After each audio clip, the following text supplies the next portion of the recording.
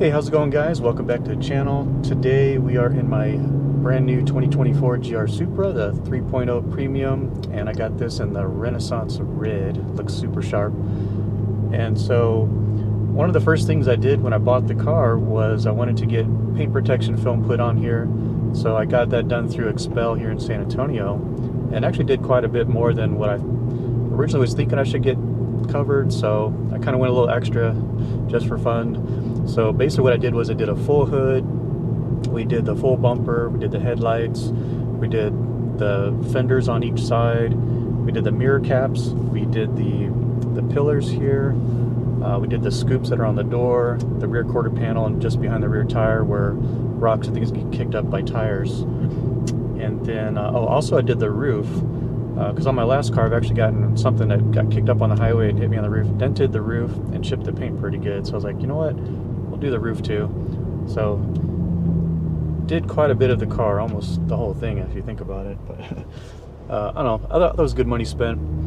So that was my first thing to do when I bought the car, was get the paint protection film on here. So I wanted to make sure the paint's protected, because the roads around where I'm at are kind of full of little rocks and things like that because of all the construction. So you're bound to get a rock chip pretty fast. So let that be a good investment to get on the car right off the bat.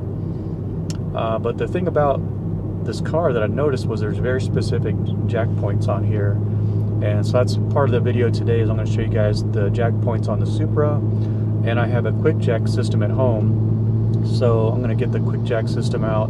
I'll show you guys which model I have and the parts and all that, and then we'll do a test fit, and I want to see how that Quickjack fits on the Supra. That way when I get ready to do another project in the car, I kind of know how this setup works, and I've already tested everything and I'm ready to go. So basically there's two jack points on each side of the car, one kind of near the front wheel and then one right before the rear tire here. And there's one kind of towards the center of the car near where the oil drain plug is. There's a spot for a jack there, and then in the back you got the differential area, you can put a jack there. Those are a little tricky to get to unless you got a really long low profile jack to kind of get out of the car, but those are the main jack points that this car has. So like I said, I want to get home, get the Quickjack system out, and test fit it on the Supra and see how it does. So I think it'll be pretty cool. So I'll see you guys here in a few. Okay, here we are in the garage, and I got the Quickjacks laid out here. So basically we'll just wait and pull the Supra in here in just a moment. So I'll tell you a little bit about the Quickjacks that I bought. I originally bought them for the Lambo, and these are the BL 7000 SLX, and they're rated at about 7,000 pounds for the pair. And the kit comes with these blocks that you'll use to set in these trays, and this is what makes contact with the frame. So you get 4 blocks that are this size, and a little bit shorter ones. You get 4 blocks that are about that size. This is about a 2 1/4 inch tall, and these are 3 inches square. So I think with the Lambo I use the shorter ones because this barely slides under that car, but it works out just right. I've also used it on my 2002 Mustang GT that I have. I've used it on my nephew. He's a newer Mustang. And then my dad has a C4 Corvette. We've used it on his car. I had a friend that had a Alfa Romeo 4C. We used these on that. And I've also used these on a Nissan GTR. I had one of those for a while too. Here's a couple more of the blocks. So like I said, these are the shorter ones, and they come in at about 2 1/4. And these come in at about 3 inches square. And then I just bought these cheap pucks. They're just rubber, hard rubber, off Amazon, just in case I need an extra spacer or anything like that. I might try them on the Supra and see what those are like. So that's that. Okay, so over here I'll show you the hydraulic pump real quick. This is a nice compact system. Basically everything can get disconnected from it, and then when you're ready you just connect your hydraulic lines back to it. It holds its own hydraulic fluid here, and then just simple operation with this control, just up and down for that. And that's basically all there is to this set. So pretty simple to use. And let's take the Supra in here and try and set it up. Okay, so here we are. This is the driver's side on the front, and this is the jack point in the front, and the rear has the same style of jack point, and I'll show you where that's located. But basically, you'll find this on a lot of BMWs. And some of them have these pucks that are designed to fit up in the square area. Similar style like this, but a little bit different, bar there. But basically, they would fit in like that. For the Quickjack, I think it'd be just real simple to just take the block and just match it up with the jack point like that, and we can lift it like that. So let's take a quick look at where the one is on the rear and get going. Okay, and then towards the back of the car, this is the second jack point. So here's your rear tire, so not too far from where the rear tire is. You have your other jack point.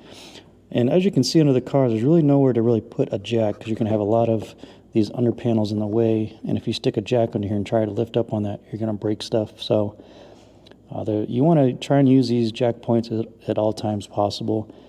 There's also another jack point in the rear where the differential is in the middle, so you can kind of get jack there. But these cars are really low. You're going to want a low profile jack to kind of get to that spot as well. But overall, these are the main jack points you want to try to stick with. And you want to try to use something to protect these, because if you use those floor jacks constantly, you're going to end up chewing that plastic up. You have to pop it out and replace it after a while. So do what you can to not chew those up. So let's try this out on the Quickjack. Okay, so here we are on the driver side at the front. And the other thing I noticed that'll help you find the jack points is on each of the jack points, there's a little arrow that's printed into the side skirt there, so that's kind of neat. Basically ended up using my shorter block and went ahead and threw on the little puck with the bar, and that may go up into the jack point there, so I'm going to try that.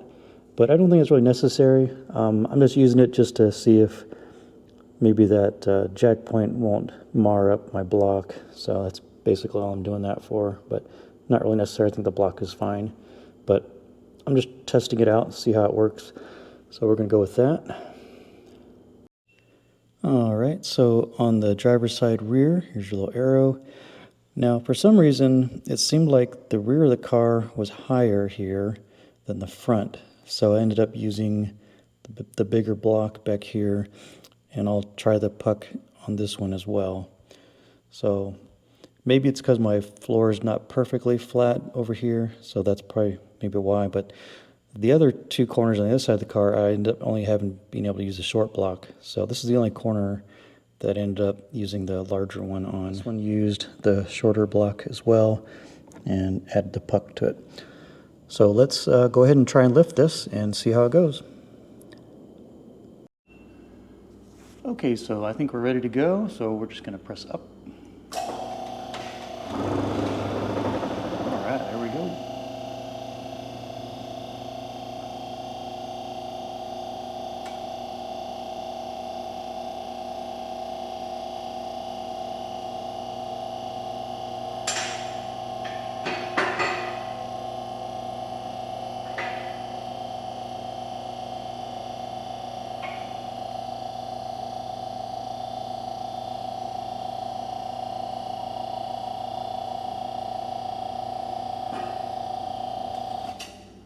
Alright, so now I'm just going to go set the locks.